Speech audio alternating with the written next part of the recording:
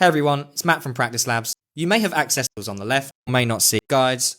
You'll be presented with a list of exercises contained within this module. Why don't we click on the Start button to dive into this lab?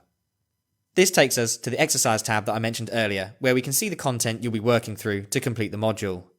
To move through the exercises, use the Next and Previous buttons located at the bottom left of the content panel.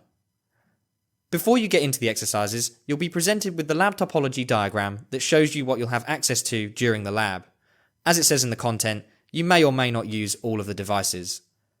We can then continue through the exercises using the lab devices we have at our disposal to carry out the tasks requested. Once finished, use the Done button to mark the module as complete. Whilst waiting for PLAB DC01 to power on, we can see there are a couple of switches on each of the other devices. Power on and refresh. I'm now going to go ahead and power on the Linux CentOS device to give you an idea of a multiple device lab with different operating systems. Located at the bottom of the lab toolbar is the lab session timer, as well as 3 other buttons: power on all devices, reset all devices, and log out.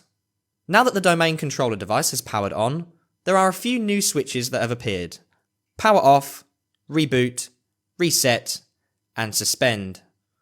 At the top of the lab toolbar are 2 buttons: toggle content and fit device to window. We can now look at the devices themselves in more detail and explore the features they offer.